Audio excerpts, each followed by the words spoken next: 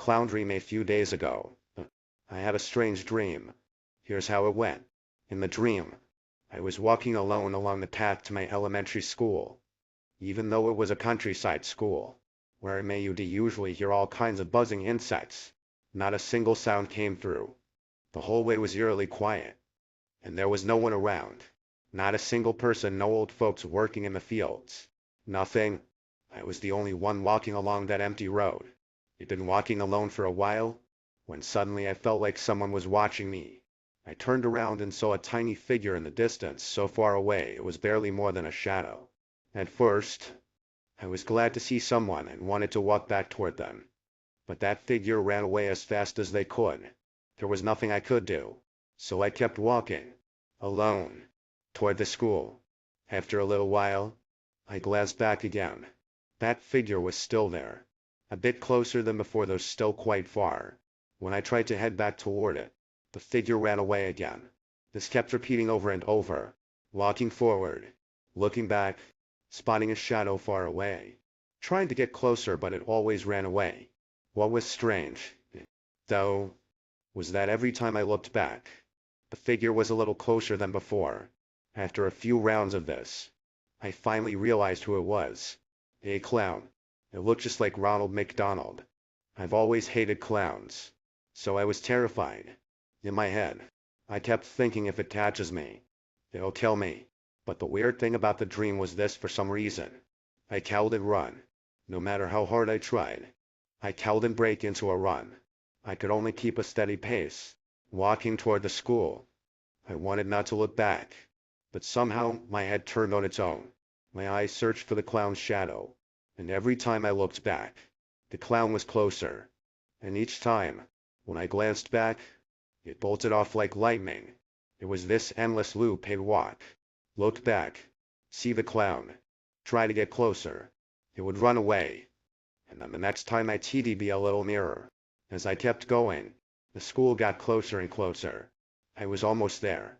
The clown was closing in, but at the current pace, I could reach the school before it caught me. That gave me a strange feeling of relief. But right before I was about to enter the school gates, I turned around again. I told myself this is the last time I'll look back. But what I saw was just the clown about to run away this time. No, he was wildly swinging his arms like claws, lifting his legs high, running toward me at terrifying speed. And the worst part, his face. His expression was terrifying. Not angry, not tired from walking. It was an exaggerated, terrifying grin. He looked ecstatic, as if he'd finally gotten to eat his favorite food, like he had waited a long time for this. That smell, it felt all wrong. Panicked, I pushed forward toward the school with all my strength, but just beside the gate, he grabbed my shoulder. I thought, this is it. I'm done for. He's going to kill me. Then he looked at me, grinning heavily, and said, "Haha, got you for the second time. If I catch you 3 times, I'll kill you." The moment he said that, I woke up. That was a few days ago. It was the second time I had this dream. The first time was back when I was in elementary school, but it was so long ago I'd forgotten all about it. I don't know when the third time will come, when this horrible dream will visit me again. The same place, the same nightmare. Dreams can be strange sometimes, can't they? Have you ever had a dream where you keep seeing the same place over and over? Dreams don't connect logically. They're not exactly scary, not linked by story, but that same unfamiliar scene always shows up. That day, I was drinking at an izakaya with a senior, talking about these kinds of things. He told me a story. It went like this. My senior's name is Liang Jian. He's a genuinely good guy who looks out for juniors. He said that when he was a kid, he often dreamed of a certain place. It was a beach by the sea, a very desolate place. The waves came rolling in from far away, towering about a story high. It was terrifying. On the beach was a Western-style building, a 2-story house. There was a staircase in front, with a covered porch for resting. The outside of the building was covered in vines. Creepy enough was the fact that the front door was missing. The windows were gone too. Just empty holes looking in. The whole place looked like a ruin. And he always stood there, felt the wood splintering beneath his feet, the cold, rotten smell rising up from the darkness below. In that moment, terror paralyzed him completely. The eyes multiplied and glared, unblinking, through the cracks and gaps until suddenly, everything gave way and he fell through the floor, plunging into a void of silence and cold. He woke up drenched in sweat, heart pounding like a drum in an empty valley. That nightmare settled deep into his chest, impossible to shake. The line in his friend's card, the part about having stepped inside that locked room, buzzed relentlessly in his mind. Why had he gone in? What had he seen? And above all, why were the eyes in his dreams multiplying? Watching him? Waiting? As the days passed, the dreams grew more vivid. Sometimes he'd find himself standing outside the house again, the wind howling through broken windows, the sand swirling gray and cold at his feet. The house always looked abandoned, half-minus swallowed by mist and decay, yet that figure was always there, just standing silently, just beyond the cracked window pane. He tried to tell himself it was just a dream, but deep down, he felt something ancient and hungry stirring beneath the surface, something that the locked rooms and whispered warnings were trying to keep sealed. One evening, after a restless day at university, he called his friend. Their voices faltered with unspoken dread. Neither wanted to admit the same awful truth since that card arrived. Both of them had been haunted by nightmares, visions of eyes, locked doors, and a house that refused to stay forgotten. Yet, beneath the fear, an unshakable curiosity clawed at them. The promise they made to explore the second floor's locked door next time they dreamed it loomed like a dark pact. And so, as night fell, he prepared himself. The shadows lengthened, and the boundary between sleep and waking blurred. Somewhere, across the miles, his friend would be doing the same. Both of them stepped toward the nightmare, toward that house by the sea, the locked rooms and the watching eyes waiting in the darkness, ready to reveal whatever secret lay beyond. Because sometimes, the most terrifying dreams are the ones we can't escape from, the ones that beckon us, silently, to open the door we're never supposed to enter. The whole world seemed to fall away beneath me, and just before I hit the ground, I woke up with a start. After that night, my senior said he never had that dream again, that there's more after returning home to Tokyo. Not long passed before his mother called him. On the other end, she asked if he knew where Yonghua had gone. My senior was completely baffled. Of course, he didn't know.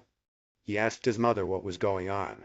She told him that Yonghu's parents hadn't been able to reach their son for several days. Worried, they had gone straight to Yonghu's city, together with the landlord and the police. They entered his rented room. No one was there, but Yonghu's phone, wallet, and all his belongings were still inside. On the table sat half-minus eaten food. The scene looked exactly like someone had vanished into thin air. Hearing this, a nameless terror crawled all over my senior's skin. Yet he was deeply worried for his friend. Even now, more than 20 years later, he has never seen Yonghua again. He took a long swig of his drink and said, "Maybe Yonghua was taken by that dream, the sealed nightmare. When I was 10, I had a terrible nightmare that went on for 2 or 3 weeks. It kept repeating, over and over. I was too young to remember much, but my mother told me that every night, it'd scream and roll on the floor, clutching my throat. Morning came and I was drenched in sweat. One night would have been bad enough, but this went on night after night. The torment was unbearable. I began to suffer from sleep deprivation. My weight dropped sharply, skin stretched tight over brittle bones. My complexion turned sickly, like dry clay. We saw all kinds of doctors and spiritual healers, but none could say what was wrong. The nightmares continued. My parents started to waste away too. I honestly thought they might be sicker than me. But, as I said, salvation came after those few weeks. Not from shamans or priests. Not from mystics or monks. Guess who saved me? I bet you wouldn't guess. The answer a Himpather. Though an amateur, he had helped my father overcome a mild phobia before, so I agreed to try his treatment. The Himpather said my father and I were both highly suggestible. His strategy was to make me forget the nightmares. Strangely, though I could still remember the dream after waking, that only applied to the string of nightmares. He had me write down the dream's details on a sheet of paper shaped like a house. Recalling the nightmare was painful, it was a hateful process. Then he put the paper inside a box, sealed it with a note on the lid. and hid the box in a secret spot only he and I knew. I can't say exactly where, but it was a place easy for me to reach yet impossible for anyone else, even my parents, to find. The Himpothrupsa told me, "There's nothing to fear now. The nightmare is trapped inside that place. You won't have to be afraid. Just don't open the box, and nothing will happen." Incredibly, it worked. I was free from the nightmare. You can imagine how grateful my entire family was to that Himpothrupsa. But even so, the box, filled with nightmare seeds, remained close enough for me to touch. That box has haunted a corner of my mind ever since. Years later, after graduating university and returning home, it suddenly occurred to me, where was that box? I was overwhelmed by curiosity, my thoughts fixated on it. I knew how terrifying those dreams were firsthand, though I had forgotten the details. The fear itself, the feeling still lingered. Childhood fears often seem silly to adults. But now when you I could at least understand some of the subtle suggestions the Himpothrupsa had planted in me. I knew exactly how that kind of psychological magic worked. I thought to myself, it's time to bring that fear out into the light, to expose it, to break it down into a harmless joke. So one day, I sneaked off to find the box. The paper sealing the lid was thick with dust, and I started to peel at the edge of the paper seal with my fingernail, trying to tear it off. Just then, a dream I had forgotten for over 10 years came flooding back into my mind. Vivid scenes were playing, one after another. I was inside a Japanese style room, watching light stream through a shoji sliding door. The door was the kind made of wooden frames with white paper stretched across, sliding open horizontally. Through the door, I could see shadows of bamboo leaves cast along the corridor outside. Then I noticed something strange. One of the sliding doors had a clean, square shaped window about the size of a small pane, and inside that frame was the face of the Japanese deity Abisu, the god of good fortune. His face wore a broad smile, visible clearly through the shoji paper, but below his face, only bamboo shadows flickered, no sign of his lower body at all. It was eerie and sickening, that disembodied visage smiling gently. Behind me were 2 more sliding doors. I knew clearly there were many rooms beyond, all connected by a series of these shoji doors, opening one after another endlessly. Faintly, I heard a tiny cooing sound like pigeons, soft and distant. Then, following that, were the sounds of sliding doors opening one after the other, faster and faster. Something was coming, rushing toward me with full force. At that moment, a man's sinister laugh echoed in my ear, a deep, genuine laughter from the heart, filled with joy. The laughter grew louder and louder, coming closer and closer, almost upon me. I froze in terror. Absolutely no way was I going to turn around. I was certain, absolutely certain, I must never look back. Then, the sliding door behind me creaked open. A foul stench breathed against my neck. I knew it was deliberate. Then a voice whispered close to my ear, "Throw away the box." Suddenly, I snapped out of that nightmare scene, breathing heavily, my heart pounding wildly. I placed the box back exactly where I had found it. Without lingering a second more, I fled straight back to my home in Tokyo. Since that day, I never once entertained the thought of opening the box again. So now, the box that sealed away that nightmare still sits locked away, back at my old family home. Dream within a dream. This happened when I was in college. Here's the story. I grew up in a rural village, the kind of place every kid dreams of escaping. With hard work, I was able to get into university and leave that remote town behind. I moved to Chicago, a huge city that felt dazzlingly new and strange to me. By my second year, wanting privacy, I and a roommate moved out of dorms and rented a place on our own. But we were broke. Eventually, we found a 2-bedroom with a living room, if you could call it that. Honestly, it was just a garage illegally converted into a rental. Still, it was decent enough and cheap. For the first 2 months, nothing happened. Then, strange dreams began. Often at night, I dreamed I was standing at my bedroom door when suddenly the front door to our rented house would fling open. There, in the doorway, stood a black shadow of a man, motionless. This eerie dream repeated frequently, getting more intense over time. One night, while my roommate was working late, I was alone, sitting at the living room desk reading. Slowly, I dozed off. In the dream, I was still sitting at the desk, reading, when the front door slammed open. I looked up, and there stood the same shadowy man I'd seen before.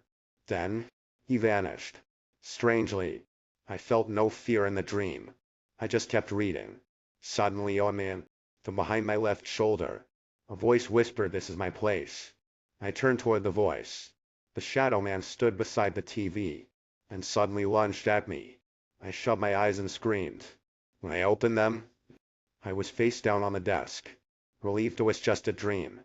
I sat up, heart still racing. Then that same familiar feeling washed over me again.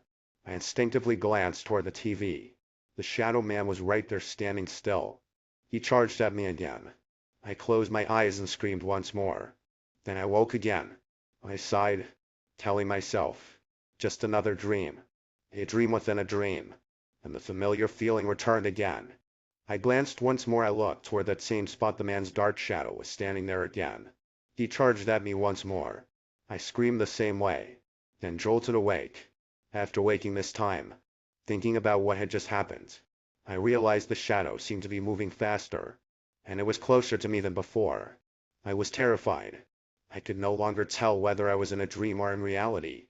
Just then, I heard the man's voice again from behind me on the left, saying, "This is my place." I whirled around in fright and saw the man rushing toward me. He was almost right in front of me now. I could feel his hand nearly touching my face. I screamed at the top of my lungs, then woke from the dream again. When I came to, I could clearly feel my heart racing, my breathing rapid. Everything around me felt even more real. Goosebumps covered my entire body. I didn't know what to do. I thought to myself, if I'm still in a dream, he'll definitely catch me this time. Suddenly that familiar feeling from the dream washed over me again. My heart nearly leapt out of my chest. Then someone grabbed my hand.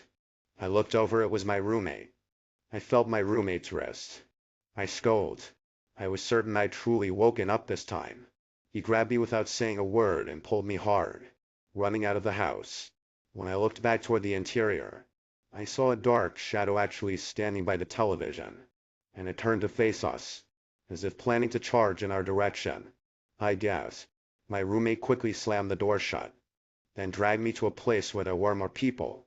After the two of us caught our breath a bit, my roommate looked at me and said, my God, that was absolutely terrifying just now. Are you okay?" I told him I was fine, that I just had a nightmare. Then my roommate began describing what he'd witnessed. He said, "I just got off work and came home. The moment I opened the door, I saw you sleeping with your head down on the desk. Then you suddenly woke up, turned to look toward the television, and started screaming. After you screamed, you instantly put your head back down and went back to sleep. I thought it was really strange. I wondered what you were doing. Then I saw you wake up again and do the same thing, look toward the television, then scream. After screaming, you put your head back down and went to sleep again.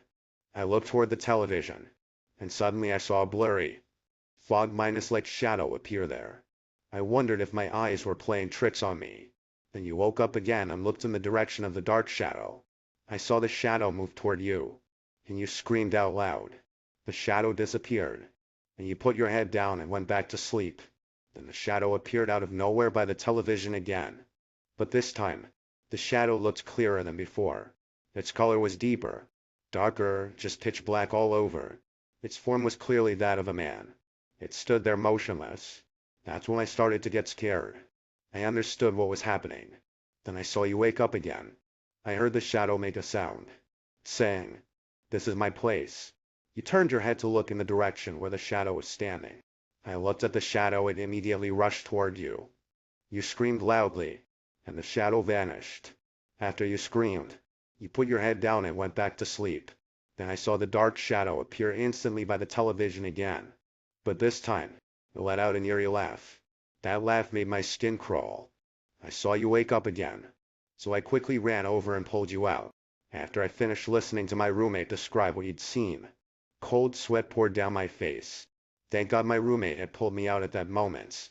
Otherwise, one more time and that man would have caught me. I didn't dare imagine what would happen if this shadow got hold of me, but I was very curious how that shadow escaped from my dream. Or had it existed in the real world all along? The contagion of dreams. This is a strange thing. Have you ever heard of dreams being contagious to other people? This is something my friend told me about a month ago. The story goes like this. My friend, let's call him Benny, said he'd been having strange dreams lately. In the dream, he saw an unfamiliar woman walking alone through a dark forest. Looking up, he could see the branches above the forest were covered with many hanging bodies, people who'd hanged themselves. Some looked like they'd already started to rot. Others looked like they died not long ago. In this nauseating scene, the woman showed no reaction at all. She just kept walking straight ahead. Then the dream would end. Benny said he'd been having the same dream repeatedly during this period. It kept continuing, until one day he didn't know which time he dreamed it things started to, but it wasn't the same anymore.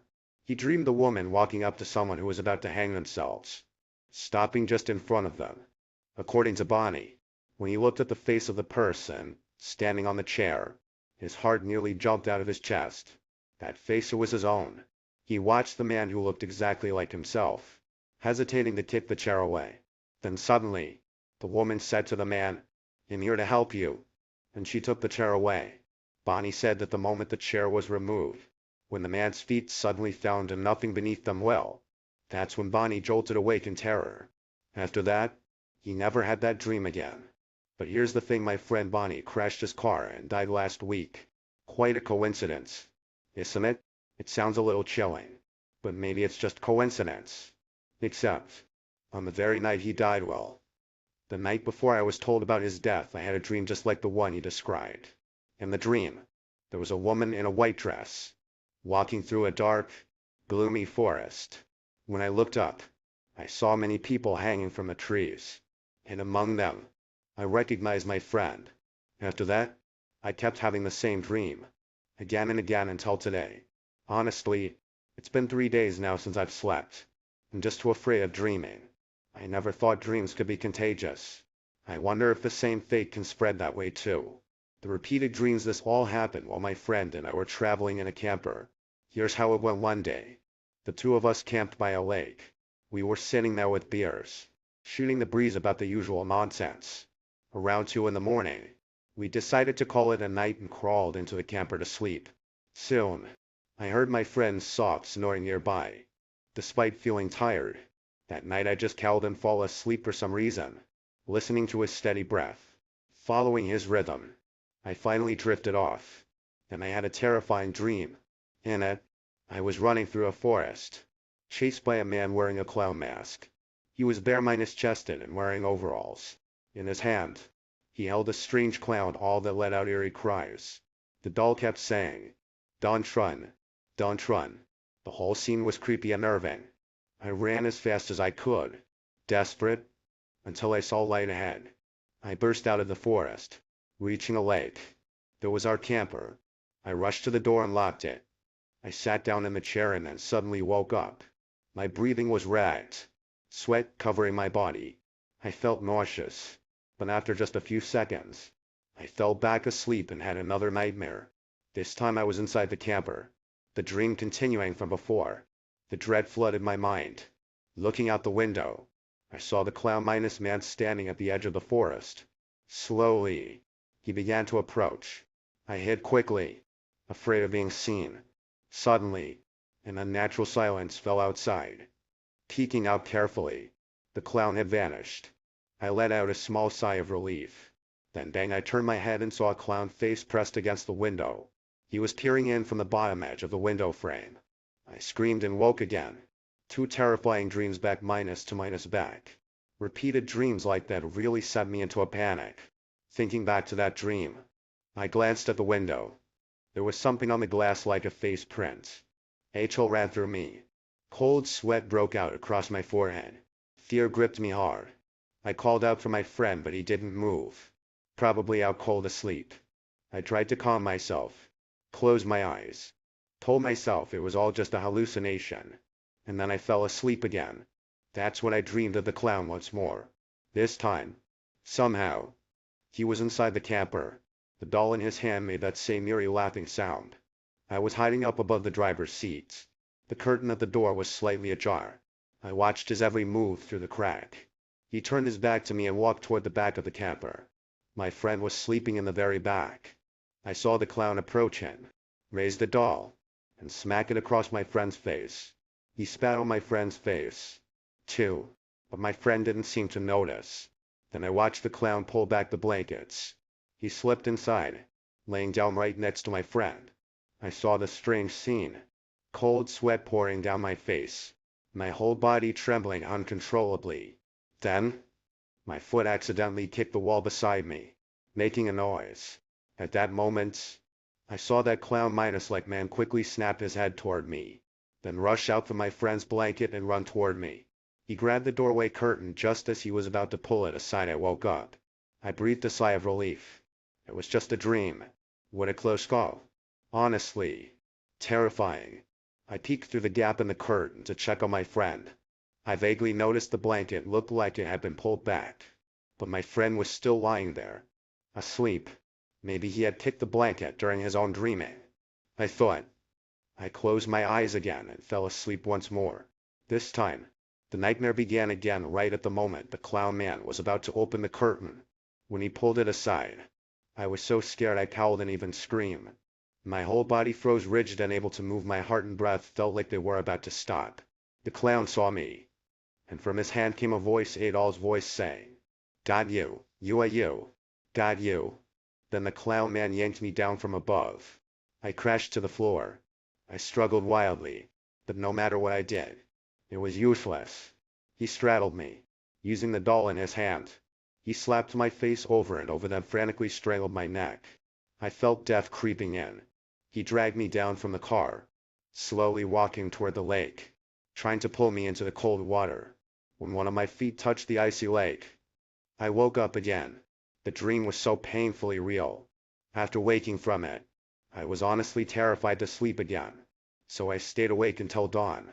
When morning finally came and my friend woke up, we washed our faces and cleaned up by the lake. I told him about the nightmares. He suddenly stopped, staring wide-eyed at me. When I woke up this morning, I noticed this disgusting salty taste on my face. He rolled up his pant leg, and we both saw a clear hand-shaped bruise on his ankle. It was disgusting. We abandoned everything, jumped into the car, and drove away immediately. After that, we never went back to that place, even though it was perfect for camping. I swear it'll never return. The shadow on the ceiling and the things above. After my friend Li Xiang got married, she and her husband bought a new house, though it was a second-hand house. Over 20 years old, Li Xiang loved it deeply. Shortly after moving in, she found a small, roughly 5-centimeter square piece of paper stuck to the corner of the ceiling in one room. It was a floating talisman, dirty and the same color as the wood, so at first it was hard to notice. After a while, when she tried to wipe the dust off the ceiling, the talisman suddenly tore off and fell to the floor. She wondered why such an old, dirty talisman would even be there. It probably didn't work anymore, she thought, so she threw it out with the trash. The next day, strange things began to happen. That afternoon, while taking a nap in the room, Li Xiang had a bizarre dream. She saw a shadowy figure lifting the patch of ceiling where the talisman had been stuck, then poking its head inside to peer into the room. The dream was so vivid that she woke with a start, sweat pouring down her body. Maybe it was just a nightmare caused by napping at an unusual time, she thought. During the day, while vacuuming the room, she suddenly noticed a roughly 10-centimeter crack had formed where the talisman had been stuck. The ceiling had shifted. There was a visible gap. Why in such a place would the ceiling just open like that? She texted her husband at work to ask. He replied he didn't know. He said the ceiling tiles were light and thin, easy to lift with a hand. Li Xiang muttered to herself. The ceiling opens by itself? That's terrifying. She carefully climbed a ladder and pushed the tile back into place. At that time, she was 7 months pregnant. Trying not to stress her unborn child, she moved cautiously. But that night, when she went to sleep, a heavy sense of oppression swept over her. Then she slipped into a dream. A strange metallic sound echoed. She lay on the bed, frozen, unable to move. She desperately tried to reach the person sleeping beside her, but unable to move. She desperately tried to reach the person sleeping beside her, but help. The husband tried to cry out, but it was like his body was frozen, unable to move a muscle. At that moment, Li Xiang's eyes shifted upward to the ceiling. There was a faint crackling sound coming from the ceiling boards. Slowly, the ceiling itself began to slide open, parting just enough, a slit about 10 centimeters wide. Through that narrow gap, she saw a shadowy hand slither out. The hand was unnaturally long, like something not meant for this world. Then came a second hand. Suddenly, the head appeared dark, pale, ghostly from the opening. Its eyes spun around wildly, searching for something unseen. Just as the thing started to crawl fully out of the ceiling, Li Xiang felt movement from within her womb. Her unborn child stirred. And in that impossible moment, the shadow vanished completely. Li Xiang woke with a gasp, her eyes snapping open. She looked up at the ceiling. The slit was indeed there. What she had just experienced was no dream. Panicking, Li Qingyang, she shook her husband awake. Close the ceiling. Please. Close it now. Half-minus conscious and groggy. Her husband obeyed, shutting the ceiling firmly. The next morning, he went to the nearby shrine and obtained the protected talisman. As soon as they got home, he pasted the talisman right over the spot where the paper charm had been before. From that day on, the ceiling never opened again, nor did Li Xiang experience that terrifying dream ever again. She went on to deliver a healthy baby safely. Now, when at the front desk, Li Xiang spends every day busy caring for her child. Maybe Shess stopped fearing the strange thing that once dwelled above the ceiling, but the talisman remains, still firmly stuck in place even now. Premonition dreams. I once heard my grandmother say, if you have a dream that feels incredibly lucky or terribly unlucky, you must never tell another soul. No matter who appears or suffers in your dream, the secret cannot be shared. For a long time, I didn't understand why, but I always kept my dreams locked away. Only one day did I start to grasp what grandmother meant. Here's how it goes. When I was young, I often had premonitory dreams. Has anyone else experienced this?